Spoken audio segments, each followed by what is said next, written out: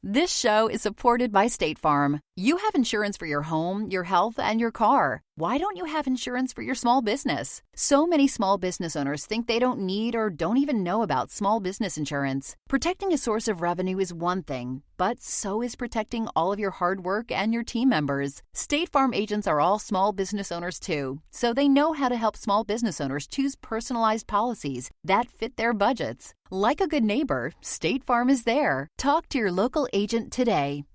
If your roof starts to leak or your floor's really squeak, you live in a money pit. Money pit. If your basement needs a pump or your place looks like a dump, you live in a money pit. Money pit.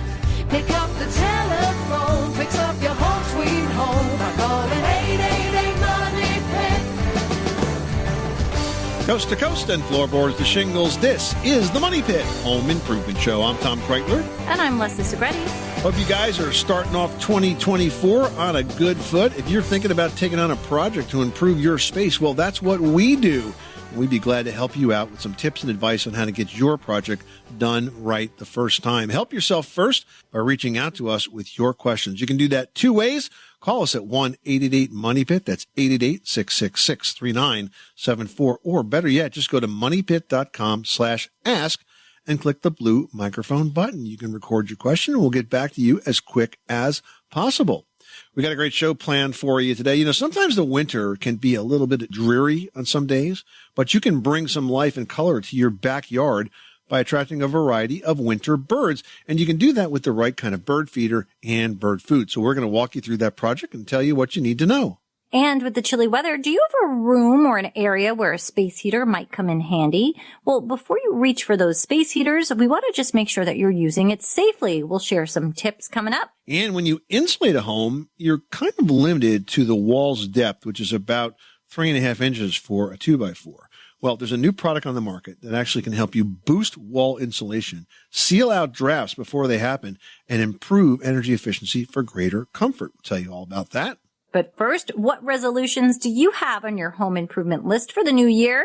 Well, whatever you'd like to get done, if you can dream it, you can build it, and we can help. So let us know what you've got on the plans for this new year. Standing by for your questions at 1-888-MONEYPIT. That's 888-666-3974. And there's lots of people that want to talk to us. There must be a lot of work going to be planned for this new year, Leslie. So let's get to it. Who's first? We've got Christine on the line who's got a question about grout. What is going on at your money pit? So I have a renovation going on, and one bathroom has white shower tile and white floor tile, and I wanted to use white grout on both the shower wall and the floor. My architect says don't use white. It'll get so dirty so fast. My boss says she has 2 rooms, and they're both all white grout, and they don't get dirty. And then there was somebody else that said, you know, there's opinions on both sides. I want to know what is the right answer. Okay. Well, Leslie, I think it really comes down to the type of grout. I mean, if it's sand grout, it's much more likely to get dirty than if it's an epoxy grout, right? Yeah, and it also depends, you know, if you treat it after the grout is applied. You know, there are some steps you can take to make sure that once the grout is applied, it can stay cleaner longer. And there's different ways that you can apply that grout sealer as well. Okay. So, taking notes? Yeah. So we think that white's probably a fine choice. And yes, there may be a bit more maintenance, but if you do seal, if it's sand grout, like the whiter grout joints, like for the floor, and you seal those properly, you minimize that. And for the tile walls, if you use an epoxy grout, then you really have no worries because that's just almost as easy to clean as the tile itself. Oh, okay. Thank you so much. James in Colorado is on the line and has a question about a rusty window well. What's going on? So our home is about 14 years old, and we have some window wells that butt up right against to the driveway. And they've started having little quarter size or $half size rust pits that are coming through onto the inside of the window well. And I'm doing some things that mask that, but I just wonder in the long term, can I stop that from happening? Or what's going to be the long-term consequence of that? Yeah, probably not. You know, galvanized metal, as you probably know, there's different levels of galvanized, and some of it's going to last longer than others. You mentioned this is near your driveway. I imagine there's probably some salt getting there, perhaps in the winter, and that's corrosive as well. So I think this is just a state of wear that these window wells are experiencing. They do make window wells that are not steel. There's very sturdy plastic window wells that are available. These are these between sort of like the foundation wall in your driveway, and are they, covering maybe half the way up the glass for the basement, or can you describe them to me? It covers up almost the whole way of the glass. We're in a newer neighborhood, but it's designed to look like an older one with detached garages, and the space between the houses is narrow. So the driveway actually comes right up to the foundation. And so these window wells stick up about half a foot to a foot above the driveway. James, are you familiar with the Bilco company? They're kind of famous for the Bilco door, which is that sort of slanty metal door that helps people get into basements from the outside. They actually make a polyethylene window well that would replace the steel window well. Of course, they're like $100 compared to like, $20 for the steel one. But those window wells are very attractive and sturdy, and you're not going to have any problems with corrosion in the future with them. So there's an option for you. Perhaps if they get any worse and you get to the point where there's not looking that great and you want to replace them, you might want to think about doing that. Okay, is it a pretty big deal to replace them? Not really. You're going to have to just dig out the old one. What I would do is I would lay down a tarp so that you're collecting the soil on top of the tarp and not getting it all over the place. And then dig out the old one. You'll eventually be able to pull it right out. Half the time, they're designed to be bolted to the wall, but half the time they're not. So once you pull the soil away, you'll be able to remove it. And what I would do is I would get that window well, the new one, set in there, and I would try to put a little bit of stone around the outside of the window well. And then what I would do is at the bottom of the window well on the window side, I would go, a good 3 or 4 inches under where the window is for the basement, and I would put stone in there. And the reason you're doing that is because when it rains, you won't get dirt and mud that splashes up on your basement window. Okay, thank you so much. This has been very helpful. I'll look up that company and see what some of their options are.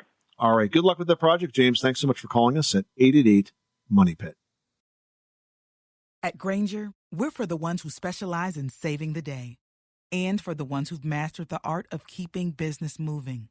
We offer industrial-grade supplies for every industry with same-day pickup and next-day delivery on most orders, all backed by real people ready to help.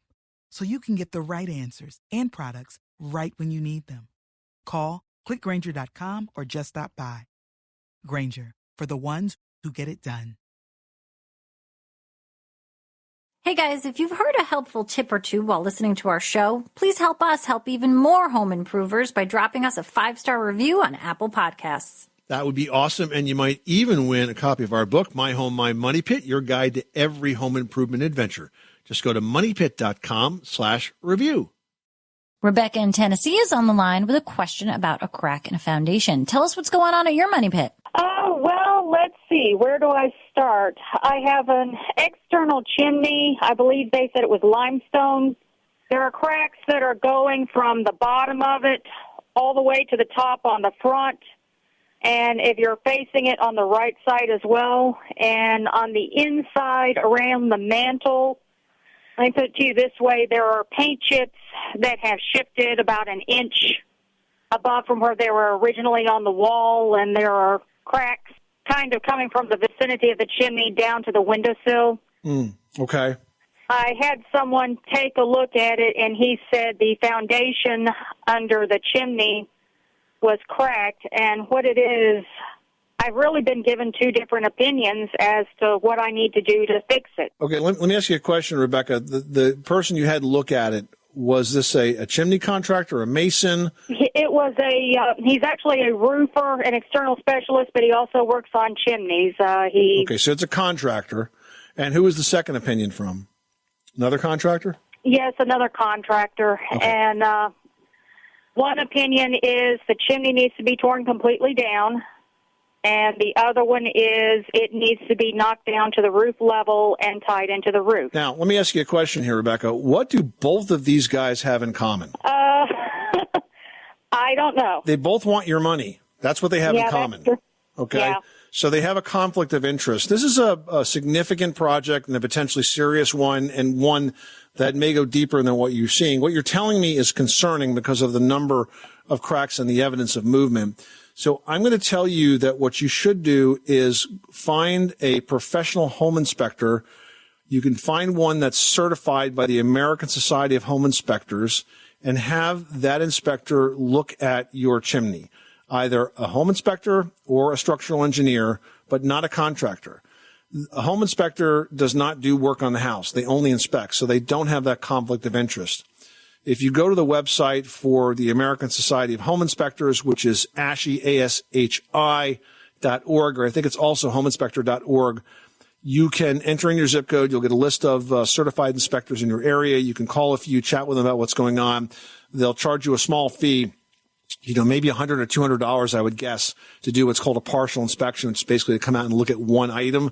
But I really think you need a set of skilled eyes looking at that, where the guy's not trying to sell you a repair, to tell you what exactly is going on and what has to happen before you start spending money with these contractors. They may be completely right, but I'm uncomfortable whenever you have a contractor that says, you got a problem, lady, but I'm just the guy to fix it for you. It's just a big conflict of interest, and you got to guard against it, okay? Okay, thank you very much. Thanks so much for calling us at 888-MONEY-PIT.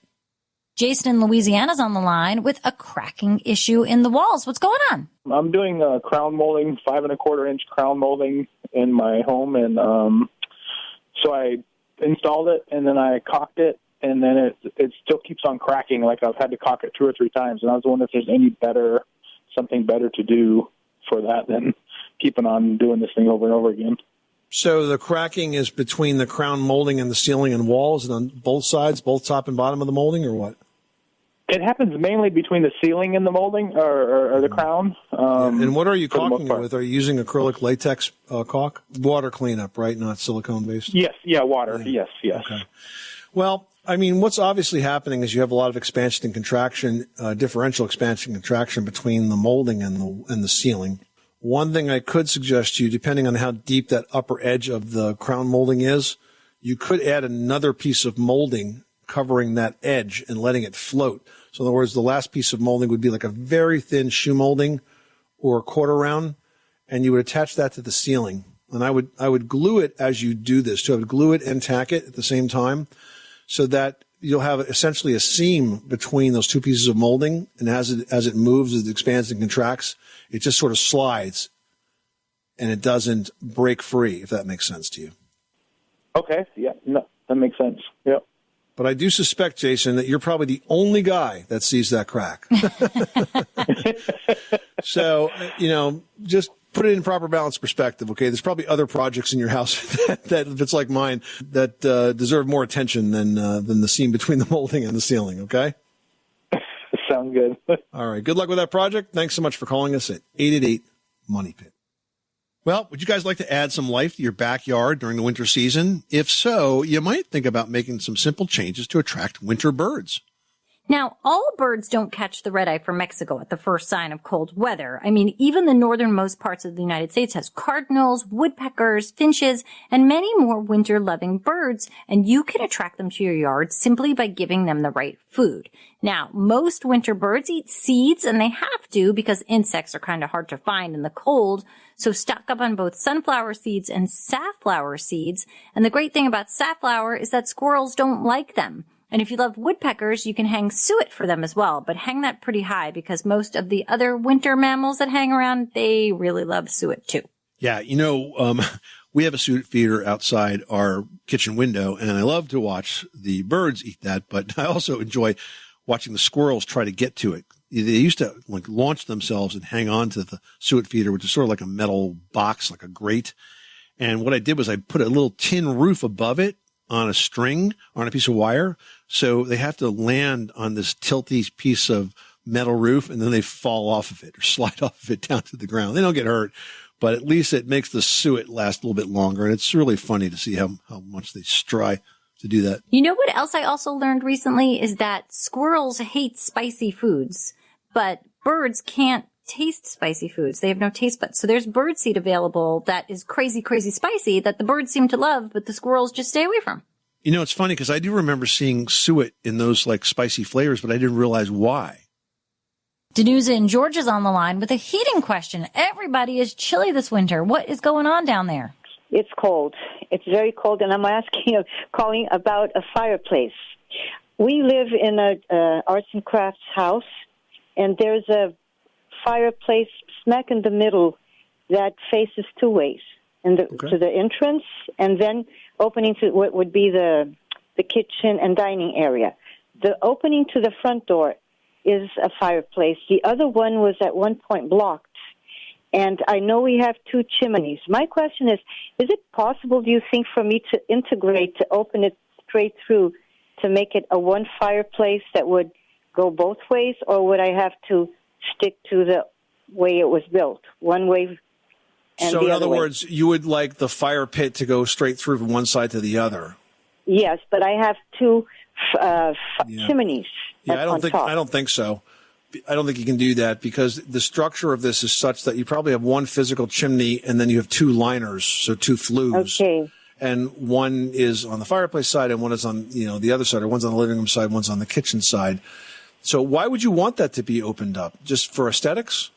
Yes, exactly. Okay. Yeah. And my question would be, even if I did it using, the gas kind of dealie, or do I still need a chimney for that? I think if you're asking me, I put a gas fireplace in there where without venting it, and I would say no. No. Okay. Because because there are non-vented gas fireplaces. I've never liked them at all. They've always made me very uncomfortable. They do dump a lot of moisture into the house, and they're allowed here in the States, but I think last time I checked, they were illegal in Canada, who is much more conservative about things like this.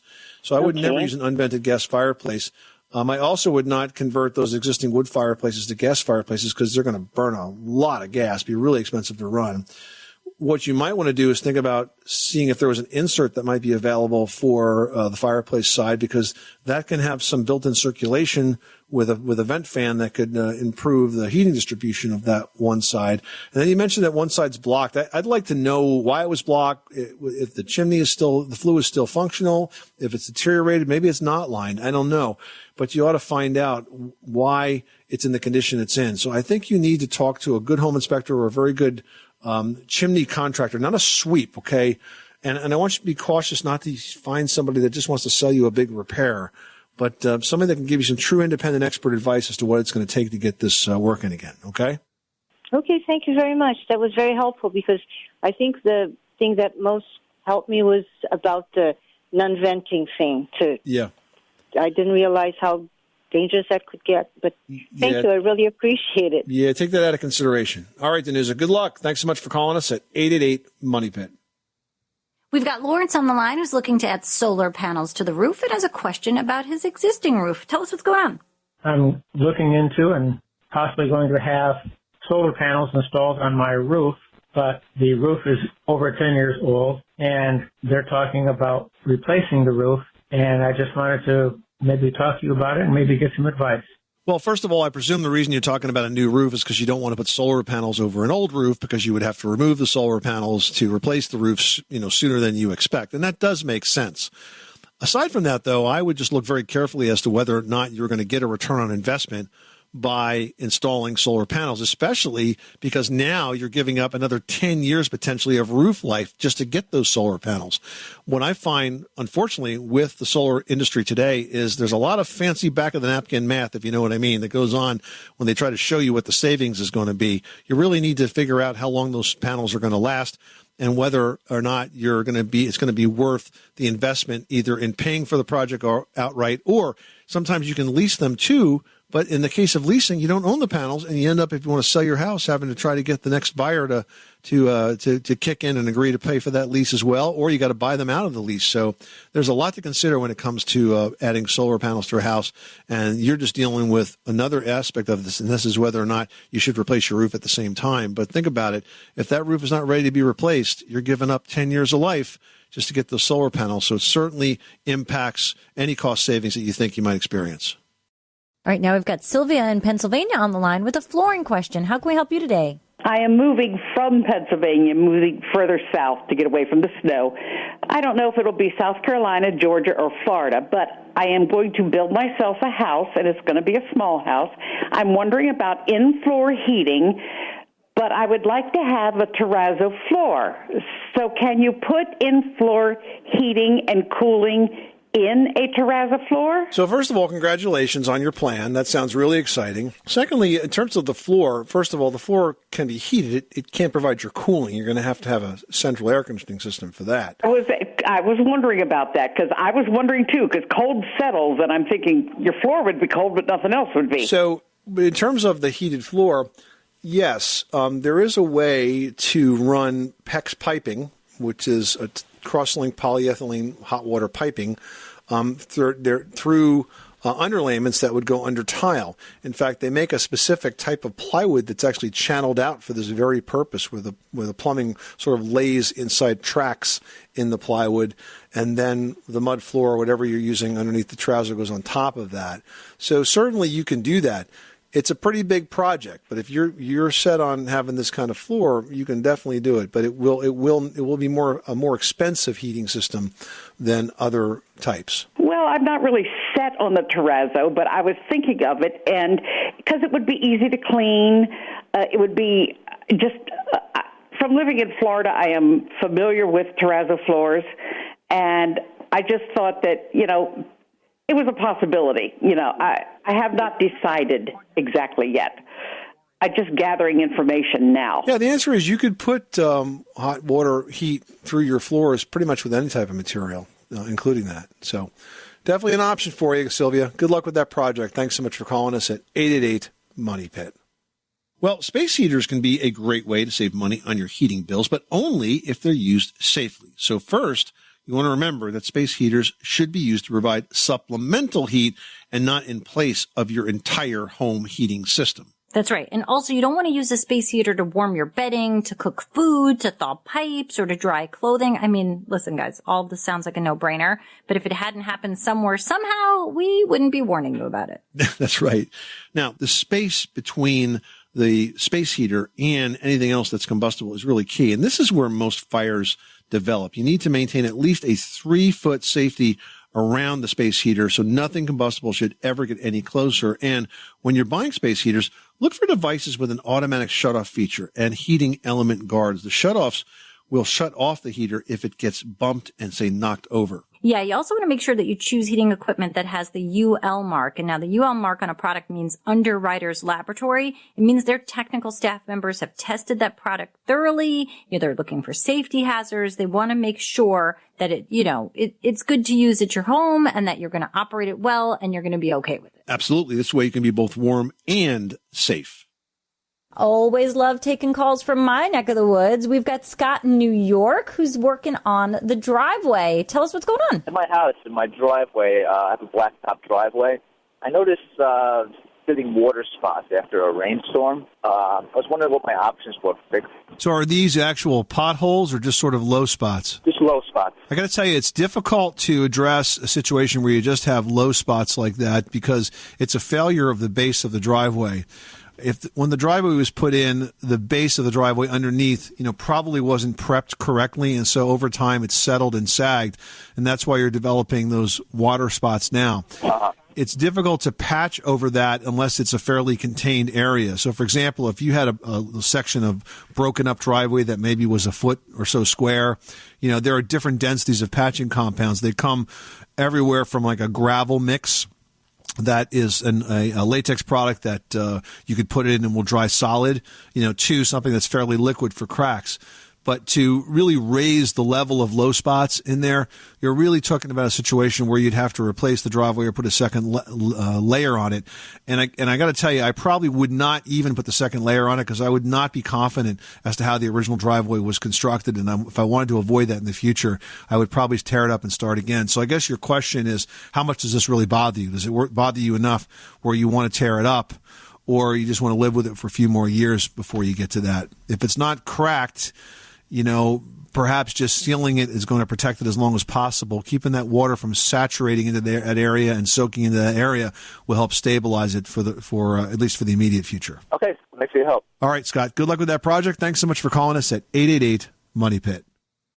Heading over to Alabama now, where Mary is trying to remove some old caulk from a bathroom fixture. What's going on? Hi. I recently was trying to remove the caulk from around my bathtub. Okay. And cannot get it removed. I purchased one of the tools at home improvement store, and it is so hard that it won't remove.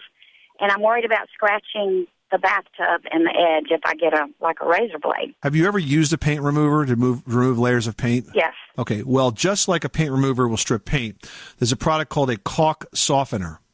And the caulk softener gets applied to the caulk, and it sort of reliquefies it, softens it up, and makes it a lot easier for you to scrape it out.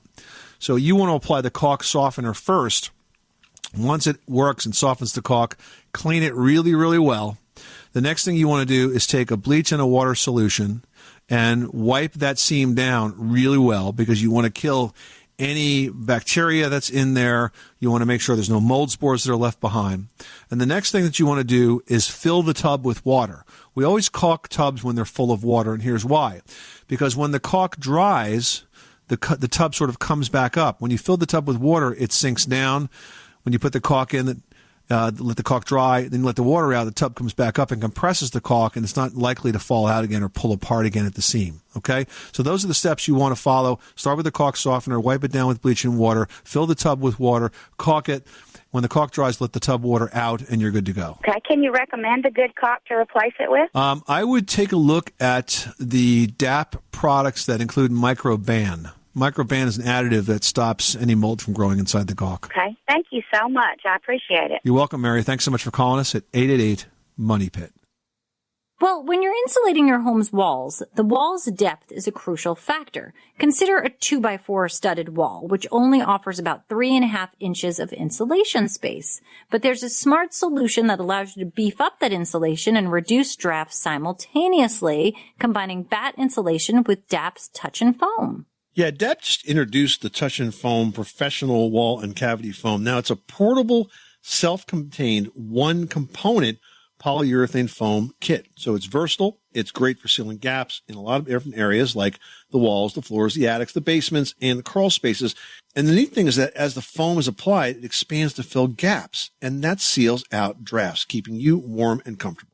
Now, to improve your wall's insulation, you want to start by applying a layer of touch and foam to the exterior wall, and you can watch as it expands to seal and then insulate the entire wall cavity. And once it's dry, you add the batt insulation into the cavity. Now, this two-pronged approach is going to seal out future drafts while maximizing the wall's insulation capacity, and that ultimately is going to lower your energy bills. And that's the bottom line. Today's weatherization tip has been brought to you by DAP. Featuring the innovative Touch and Foam professional wall and cavity foam system, DAP has revolutionized spray foam application with its one-component broadcast spray foam. You can find the DAP Touch and Foam system at Menards and select Home Depot stores, or learn more at DAP.com. That's DAP.com. Richard in Florida is on the line with a question about a driveway. What's going on? Well, I had a golf cart parked in the driveway, and it must have been leaking something, and I've got a rust stain, and it looks like some oil stains, and it's a brand-new driveway. I was wondering if there's anything I can use to remove those stains. Well, it's a brand-new driveway with a brand-new stain. That's terrible. That's funny. That always happens. You start off with something brand new, and then it just gets ruined right off Yeah, the first one hurts the worst, too. It's like the first dent you get in a new car. You know? Oh, it's terrible. Exactly. You know what you could try is something called trisodium phosphate. Goes by TSP. Okay. You'll find it mostly in like the painting aisle at home centers. And it's a powder, and you can mix it into a paste, and I would sort of put that onto the oil stain and the rust stain and let it sit there as a thicker paste. And then as it seems to start to be drying up a little bit, you can take a brush and, kind of scrub it just gently to see. And that should pull everything out, the rust and the oil. I mean, that oil's probably going to have to be done a couple of times, just because it is so porous, and the oil does just want to get into every nook and cranny, but that should do the trick. Okay, I'll try it. All right, well, good luck with that project. Thanks so much for calling us at 888-MONEY-PIT. Thank you. All right, now we're heading out to Wisconsin, where Kumi has a question about mold. What can we do for you today? It's like on the walls, and it started at the bottom of the wall. It's like black mold, and some areas it's somewhat green, but most of it is black. And I was trying to get the basement refurnished, and when the guy came and started it, he had to stop because the mold is coming through the panel, and you can still see it at the bottom. Yeah, now this is a home that you own, Kumi? No, I'm renting. You're renting it. Okay. So this is the landlord's problem. This isn't your problem. And it's a potentially serious problem, depending on how much of it is there. That type of mold that you describe is what's known as Stachybotrys, that sort of blackish, greenish mold. And in some cases, it can be cause an allergic-like effect on people. It could make you not feel very well. And people that are really sensitive to molds can get super sick around it. Removing it is possible, but there's a process to it. It's not just a matter of tearing out the old walls or scrubbing it away, because if you do it incorrectly, you can release those mold spores and they float around the air and they can get up into the parts of the house that don't have mold and kind of contaminate it. So I would take some pictures of it.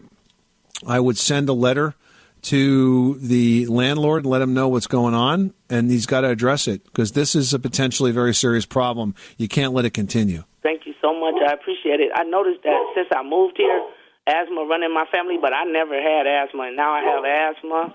I have bronchitis. You may be living in a sick house. Your dog seems quite happy, though.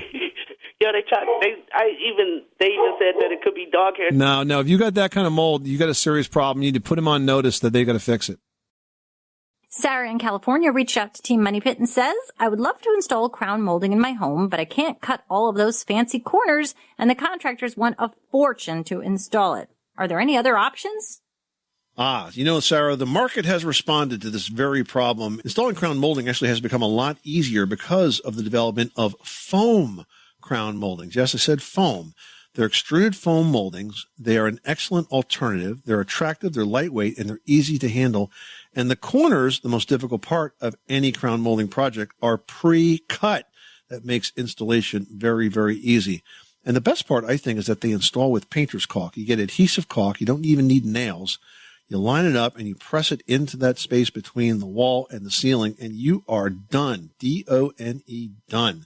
So it really goes on quite simply, and it looks fantastic. Once it's up, you can paint them or you can leave them in their original white format, but certainly a lot easier than trying to cut crown moldings. Yeah, and they paint really nicely. I feel like the paint just flows super smoothly across that foam as well. So it's a nice project. All right, Nick wrote in saying, it's really cold outside and my hardwood foyer and tiled kitchen floor are super cold, even with the heat set to 70. Is it worthwhile to insulate the ceiling joists of the basement? Absolutely. If it's accessible, it is definitely a good idea to do just that. Your floor will be a lot more comfortable as a result. And by the way, the other thing you ought to do in a place like that, especially if it's a place you walk a lot, is just use an area rug. It really makes a big difference. So insulate, area rug, and those Tootsies will be a lot warmer this winter. All right, I love it. You can also get a good pair of slippers. Well, guys, for all the cutting-edge design ideas that are out there, most of us still follow some unwritten design rules, those things that someone at some point decided we should never, ever do. Well, sometimes breaking the rules is necessary, and Leslie has got ideas for shaking up the status quo and making some big design statements in today's edition of Leslie's Last Word. Leslie? Yeah, whether you inherited these rules from your parents or you just never thought to break them, it's time to go rogue on those old design rules. And we're going to start with one of my favorite ones to break, which is neutral colors only in small spaces. Now, even if bold colors do make a small space seem a little smaller, the illusion is for sure worth the added eye candy. Now, somewhere along the line, somebody decided that master bedroom should be serious. Well, throw that one out as well. Fun decor gives you something exciting and inspiring to wake up to, and it can bring out the kid in all of us and kind of boost your creativity. So don't be afraid to use fun colors in there or big wild patterns or a crazy wallpaper. But, you can do it also in toned down tones as well so that it still feels kind of cozy and relaxing. Just have some fun with it. Now, artwork. Everything's got to be eye level. Everything's got to be in a line. No, it doesn't. You can lean things on the floor. You can mix and match sizes. You can create a cool gallery look on the wall. It's all about having fun, but also planning. If you're kind of trying to mix and match different shapes and sizes, go ahead and make little template pieces out of paper and just tape them around the wall at first before you go ahead and actually commit nail to wall to hang these things. This way you know if it works, if you like it, if it's going to play well in the space. And who said chairs have to match? They for sure do not. You can mismatch chairs in your dining area. areas, and that's a new take on formal. I mean, you could have a bench on one side and 2 chairs on the other and 2 different chairs on the end. Go ahead, mix it up, use it how your family's going to enjoy it best, and just have fun this year, guys. It's your home. You're allowed. You know, we were on vacation this past summer, and we happened to go into a restaurant where all of the tables and chairs were mismatched on purpose. And it was a pretty cool place. I love it. As a result. Yeah, exactly. So it's definitely a thing. This is the Money Pit Home Improvement Show. Coming up next time, are you due for a new furnace? Well, if you are, we're going to teach you what to look for as you do that shopping, including what kind of warranty you should get to protect you for a long time to come. But until then, I'm Tom Kreitler. And I'm Leslie Segretti. Remember, you can do it yourself, but you don't have to do it alone.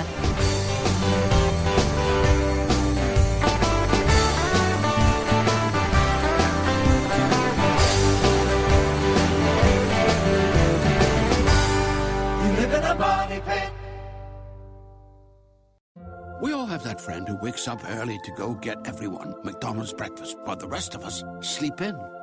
This is your sign to thank them.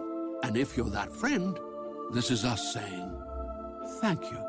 Just a friendly reminder that right now, get any size iced coffee before 11 a.m. for just 99 cents. And a satisfying sausage McMuffin with egg is just $2.79. Price and participation may vary. Cannot be combined with any other offer or combo meal. Ba-da-ba-ba-ba.